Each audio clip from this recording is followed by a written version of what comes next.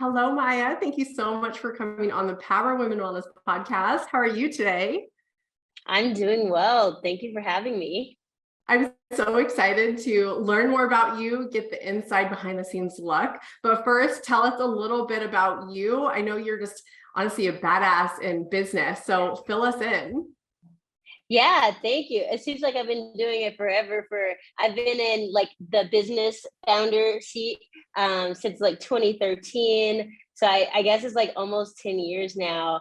Um, yeah, it's insane. And I started a really popular beverage company called Koia, which is a plant-based protein, which really started my career. And then, last year, I co-founded a company called Joydays, which are snacks for people living with chronic conditions to help manage their blood sugar.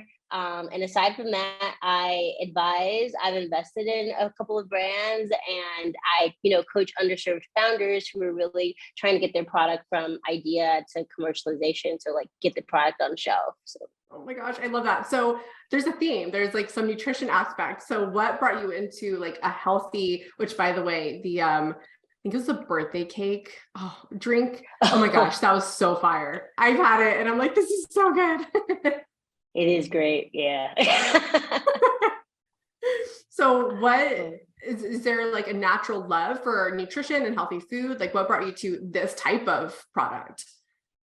Yeah. I mean, before I started in this industry, I was definitely like a Pepsi drinker, like a Ben and Jerry binger, and Yeah. because I just overdid it so much. And I'd also, say that this is kind of like a cultural thing, but I became lactose intolerant. And through that, I realized that I couldn't have any dairy. And then when I really started getting serious about my health and like working out, there were no protein shakes available for me to drink. And the ones that were plant-based didn't have enough protein in it. So my best friend and I decided, we're going to just make our own version and sell it to local stores. And it was a hit. Yeah. Amazing. Very accurate, 100%. That even to this day, I would say that's one of the very few brands that I recommend because there's still not a lot on the market that either taste awful or I don't know, they're just not good. And then two, yes, none of them have enough protein. And even like when I go to like smoothie places, that's still a concern. Is there protein smoothies? You have to clarify like, hey, how much protein do you have in here? Because then you put protein powder and they're like 10 grams. I'm like 10 grams. That's nothing. And it tastes like 40 because it's so thick. So they never get it right. Yes, totally agree. I love that though. And then over time, I'm sure, the seasons of an entrepreneur of going so hard, hustling, and then naturally, I hope that most of us find like a nice routine to make sure that we are taking care of ourselves because, if we want to change the world, we have to be feeling good to do it. So walk us through your morning routine. Do you have everything from mental health to nutrition? What are you eating? What are you drinking? What are you doing to set your day up for productivity and success? Yeah, definitely. I try to be conscious of the things that cause me to be unproductive during a day. And that's like a part of like my journey of self-awareness. So, when I wake up in the morning, in order to really start my day off right, the first thing I do is like drink lemon water, like 8 to 12 ounces of lemon water, just to get my digestion going. And then, I really don't eat until noon. So I like to work out for about 20 minutes, 20, 30 minutes. If I'm traveling, I stay at a place with a gym or I have a gym in my building at home. And then, yeah, just instead of like going straight into food, I'll do like a coffee or a bone broth. But then, I always, no matter what, I need eggs. Eggs. Like I'm obsessed. I'm so mad that they're expensive right now. It's crazy. I feel like maybe because I've always bought expensive eggs, I feel like it's not that much of a difference versus I know people are used to buying like cheap eggs. I'm like, I don't know. I feel like I've been paying $8 for a dozen for a long time. In fact, I'm just like, where are they? Where? Yes. Like sold out. It's crazy. Yes. And even Whole Foods had the audacity to say only 2 dozen. I'm like, 2 dozen? I can only take 2 dozen right now. Eat that in a week. Yeah. Oh my gosh. 3 eggs. Oh my gosh, that's my jam as well for breakfast. We actually just bought chickens for my daughter's birthday. She just turned 9. So, I mean, we're loving on them, but I'm so excited for eggs. That's cool. That's really cool, actually. Wish I had chickens. So I know they're so fun. Anything else during your morning? What type of exercise do you love doing? Yeah, it depends on the day because I do a lot of strength training, but I also, recently started doing things to like, help out with my balance and stability. So on the weekends, I really focus on doing a lot of exercises with the yoga ball. But other than that, I'm like, okay, leg day, doing a ton of squats. If I find somewhere with like the P90X, I'm like crushing that. But yeah, for me, because I'm a very small person, I'm like between 100 and 105 pounds a great day. I have to like be conscious. I don't like to bulk up or anything like that. So I'm a really like 80-20 person where it's like 80% nutrition and like 20% working out. And I don't go above like, half my weight when I'm lifting weights because I'm just trying to like tone and maintain. Cool. So you're not like in like building muscle or anything like that. Yeah, I mean, like a little bit, just to like have a butt. Yeah. Oh yeah, girl. Oh yeah, girl. I know. I was the same way. I was always so tiny my whole life. I know some people are like, oh, I love it. I'm like, no, I want curves. So Yeah. leg day, never skip a leg day. That is for sure. But I love that you mentioned the yoga ball because as simple as it seems, that is super challenging. It's very challenging. And I was trained on how to use it too, because otherwise I just would not know what I'm doing. But it's like, it's so helpful in so many other ways, just especially like preventing injuries in the future when you're like weight training. Yeah. It's so important. Oh yeah. And I know you mentioned too that you travel a lot. So do you ever feel like travel kicks your routine out of place, or are you still pretty adamant? Like you said, you find a place that has a gym. So you're still pretty adamant about keeping that on track. Yeah, it's super. Actually, I think like for when I travel, I use that as an opportunity to be more active. Mainly because I kind of set a different routine where I want to get in a certain amount of steps a day, and I feel like I don't prioritize that when I'm at home. And so I'm like, where's the nearest park? Like, how much can I walk? How walkable is this area? Because I'm not like a cardio queen. I will admit it. I hate cardio.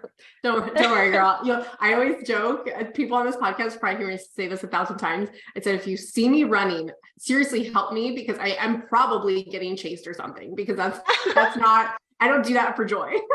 Yeah, it's not. I used to run track and I hate it. So.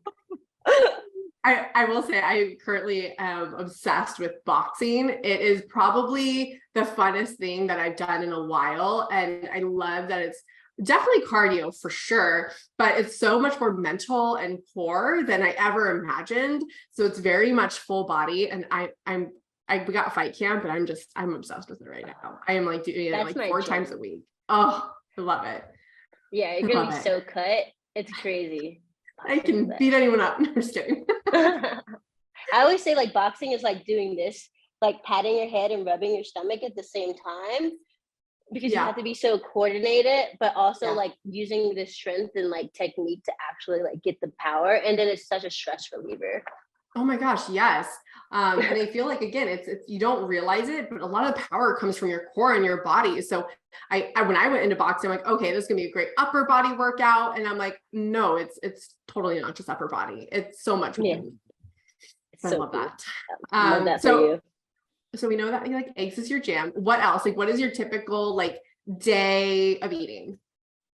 Yeah. So I've been like, sometimes you can get so busy that you realize you only eat like twice a day. And I'm like, oh man. So if I do have to eat like twice a day, then they're going to be very strategic, like larger meals. And then, ever since I started like Joydays and like really diving into like blood sugar balance and just balanced meals in general, I try to be extra conscious of, having my proteins, my healthy fats, like the adequate amount of carbs, and then just like a little bit of sugar. Everybody thinks sugar is the devil, which it is, but you need a little bit just to balance it. So, every meal I'm making sure that I'm kind of hitting on every, every major food group. so that I can like, feel great, feel most efficient throughout the day. And then also too, like I love to go out and eat. I love to go out and eat, but I'm also super conscious of like the oils and things that people use, and like not feeling great after that. So that when I'm cooking at home, I'm like avocado oil. Yeah, that's what I'm using. Like no hydrogenated oils. Like, so yeah, I think it's just being conscious. I love all food. I can't eat dairy, unfortunately, and I can't eat American corn. So everything else is on limits. I'm not that like super diet, like, Yeah, for sure. Do you have a couple meals that are like your go-to, you're really busy? Like, what are you whipping up outside of eggs? Yeah. Outside of eggs. Oh my God, that's a hard one, right? Because I like, that's the one I'm always prepared. But sometimes when I'm in like a very, very, very good routine, I will buy turkey, like ground turkey, or like fish, like salmon, and I'll literally meal prep that with like rice and veggies, whether that's like squash or like broccoli, and then I will literally eat the same thing every day and like not get tired of it. Yeah, and I'll just like season it differently. And that's my go-to: lean meats, lean proteins, great source of like carbs and grains and vegetables. Yeah, it's so true. Oh my gosh, throw a little, if you want to meal prep too, a little tahini sauce. Oh my gosh, that on vegetables and stuff, man, game changer. But I'm with you. I love frozen salmon because it thaws within 10 minutes, and then I throw it in the air fryer and season it up, and boom, like so quick. And then I also love like canned tuna and stuff that's even a little bit quicker, but I'm with you. Proteins are a little bit harder because it does take a little bit to like prep, but I feel like salmon is such an easy one to do. Yeah, and the air fryer is a game changer because I just got one like 2 months ago, and I'm like, oh my God, why haven't I gotten this sooner? I know. So easy now. Have you done like potatoes and like seasoned salt? Oh my gosh, they're my favorite things ever. Anything you can name, I've tried throwing it in there. So I love that. Like, what else can you cook fast? I know, that's awesome. And I love that. I mean, you're just realistic that sometimes it is just really hard to get in 2 meals a day. Or do you usually throw in a smoothie a day as well, or? Oh yeah, I definitely love smoothie. Of course, my own smoothie. That's my great like in between meals, a Koia. But yeah, sometimes if I'm definitely feeling like, oh, okay, I need to walk and I need to eat and I don't have time to like make a lunch, then I'm going to use that walk to go get a smoothie, which is like with protein in it, to hold me over. Yeah. Yeah. Awesome. And so what about nighttime? Is it still some type of structure routine, or is it loosey goosey? Tell us. Yeah. I realized loosey goosey doesn't work for me anymore. So I've been like the way I'm trying to structure my days, given that I work on several projects in a week, is like dedicate full days to like other people's things, and then like full days to like the things that I'm working on longer term, and I structure it out in that way. I make sure I know that I have to live by my calendar, even if that's like I'm going to use this amount of time, like time block to get ready. Like time blocks. So you time block are my key. Time blocks help me be so prioritized, like so efficient. And if I don't have a time block in place, then the day kind of goes away.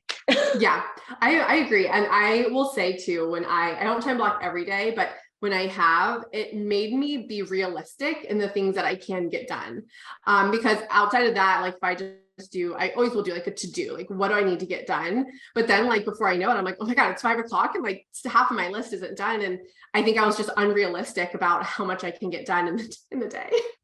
I know it does suck because you are unrealistic. Like I can't tell you how many times I created a to-do list and then I'm just like, whoa, what was I thinking? When I actually try to like block it out. But to-do lists are also great because like the feeling of accomplishment at the end of the day, like once you're just checking through it, you're like, whoa, okay, actually, even though I had 10 things on my list, I actually got like 6 of those things done and I feel productive. And I was able to like prioritize those things. Yeah, for sure. I know you have your hands in like quite a bit of companies. So how do you structure that? Do you just do it by like company and like, okay, I'll in the morning, I'm going to work on this. And how do you balance all of it? Yeah, well, when I'm advising, companies, it's usually just like they have a specific problem and they need help getting it solved. So, that doesn't, I look at everything in like a form of hours, right? So that's not going to take up a lot of hours and it's easy to like, structure it in the big scheme of things. And when I'm coaching, we have to stick to hours. So that's about, 5 hours a week, which could be a 1 hour a day. So when you break it down into like those smaller bits, it makes it more achievable because I also like really value time for deep work and like creative thinking and learning. And so setting aside, those are more of my longer time blocks. Yeah, I love that.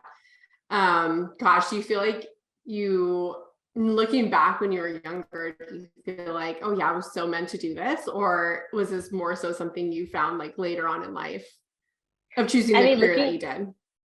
yeah, I think I was always meant to do this. I always felt like I was one of those kids that was like really good at school, like either exceptionally good at school or like exceptionally like bad at school. And so it's always like where my focus goes. And I'm always been like, eager to learn, super curious, and more to learn things outside of what they were teaching in school because I kind of felt some type of inner superiority of like knowing things that like other people didn't know. You can call me hipster, I don't know. But so I've always like felt like I was going to be an entrepreneur or like change the world in some type of way. Yeah. I love that. Oh my gosh, I Thank definitely you. did not imagine that at all. It just kind of came upon me, and then I realized how much of an Enneagram 8 I was, and like how I didn't want to be told what to do. Like, yeah, I'm definitely an entrepreneur. Yeah, I love that. At least you realize it, right? Yeah, exactly. But what do you feel like has been the hardest thing of like launching a brand? What has been the most difficult? And this could be like a mental thing of overcoming, but what do you feel like was the most difficult thing launching? Yeah, I think the most difficult thing launching a brand has to be your mental state and like really having confidence in yourself to actually like pull the trigger and execute certain things and like without fear of like, scrutiny of what other people thinks and like doing something wrong because success is doing a bunch of things wrong until you actually get it right. So you like have to keep doing it regardless. So I think it's like managing your mental state and like self-awareness and like also understanding your strengths and weaknesses and like what you're really good at, which can take years to figure out, and then where you need to fill in the gaps of your weaknesses. Do you feel like that was something just very natural to you, of like getting your mental state right? Or were there like resources or books or anything that kind of helped pivot that along? No, I don't think it was natural at all. It was an everlasting struggle, especially because I started, as a founder at the age of 23 with like Yeah. no type of business background or anything like that. So I really, really relied on like, outside forces to instill confidence in myself when I should actually have been looking like within myself. So I was very shy, very like heads down early on. And I don't think it was really until I got like public recognition through like the Forbes 30 and the 30 that I started to feel, more confident or felt like I had like credibility in Yeah. order to, really push through and like be who other people saw that I was. Yeah. So like a little bit of imposter syndrome, which I think all of us can relate to at some point. Especially women, yeah, Yeah. because like we're constantly like women are constantly put down, gaslighted, like by men or even other women to feel like we're not as strong as we are, when in fact it's like we can bear children and Yeah. do the hard work. Like we're Yeah. 10 times greater, sorry, than the opposite species. I mean, we can do it while one of our organs are bleeding. So I mean, let's go. Seriously. And we're not like, I gotta stay in bed all day, even though we want to. So I think it's like embodying that, like, that femininity and like really stepping into like our power. We need to do that collectively and we need to, Yeah. keep uplifting one another. Like, it's so crazy. I heard the other day, like, I have a women's circle of which we all like, it's like group therapy. And we I were love that. all like, oh my God, we want to start as founders, start like producing more content. But did you know that, we kind of have this like background of women's voices being silenced and Yeah. like men not wanting to hear women's voices. And like, that's why you don't see a lot of like female podcasts at the top and things like that. And it's like, Wow. how can we break through that collectively and Yeah. like really like, acknowledge our own voices and like make it more, I guess, acceptable and like Yeah. comfortable for one another to speak up. Yeah, I mean, it's definitely one of my favorite books that I read last year. I'm actually rereading it right now. And I know the podcast listeners have heard of this, but is it How We Should All Be Millionaires? Totally skipping on her name. Oh, it was amazing. Rachel Rogers, that's what it is. It Okay. was so good. And it just talked so much about like the history of that. And it's just pretty crazy that it wasn't even that long ago that women, couldn't even, what was it, like have a house to their name. Like I mean, it's been less than 100 years. It's just crazy that seems like a whole different life. And there's still some aspect of that. It's hopefully getting better. And I feel like it's growing in the right direction. But even as business owners, I think the statistic is like less than 2% of women are even hitting six figures, or is it 7? But that's still such a Mhm. small amount compared, looking at all the businesses out there. So I appreciate you just, you're leading the way and you are changing and providing hope for other women entrepreneurs. Thank you so much. I want to continue to do that and like uplift other women to do the same because there's so many amazing women doing amazing things out here and they just don't have the confidence to like actually talk about it. Yeah, 100%. And the thing is, like, we've all been there. Like, not one woman that I have met or whatever, I'm sure every woman, I will stand by that, has had that same fear, same doubt, same lack of confidence in some regard. So even though most, the world is seeing like social media and we're seeing it like, oh my gosh, how can they do it? No, like some people are still showing up in imposter syndrome, but showing up regardless, even through Yeah. it. Do you have any resources though that you love, books, podcasts, like things that you listen to on a daily basis, or even just helped business mindset, all that good stuff? Yeah, I mean, there's like a couple of accounts that I follow on Instagram because I'm like, I really curate who I follow, Yeah. so that every time I'm logging on, I feel like I'm getting value from it if I'm going to be addicted to it anyway. Yes, amen. Right. So, Mel Robbins is really good. She has a podcast, but I follow her Instagram, and she's like, really helps you be self-aware and like look at the things that are kind of inhibiting your success.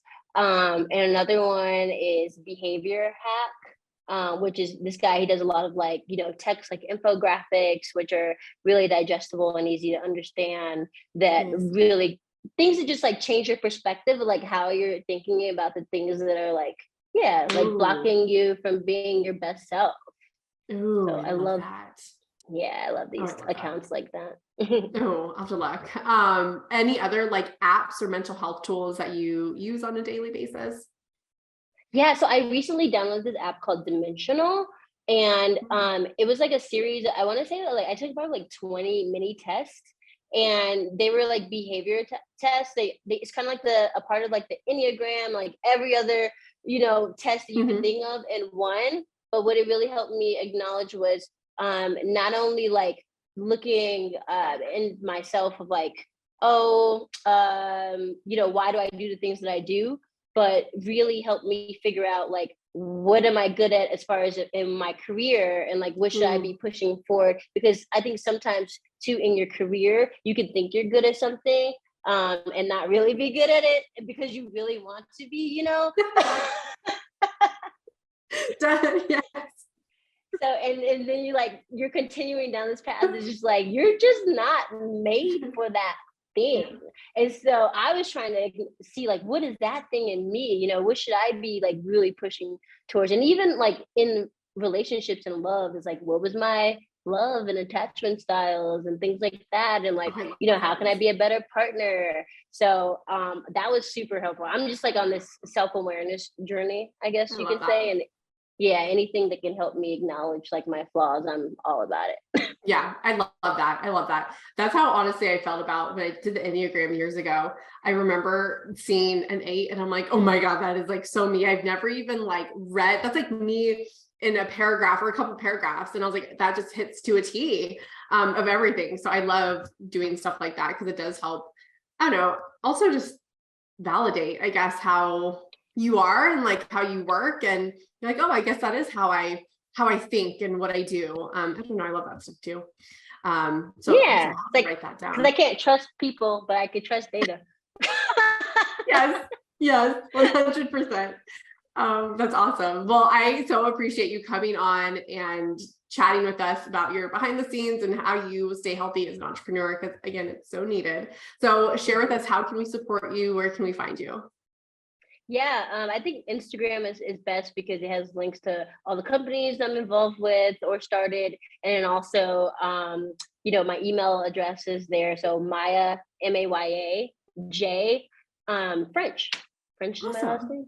Yeah. Awesome. Well, thank you so much for hopping on today. Thank you so much for having me. It's been great. I really enjoyed the conversation.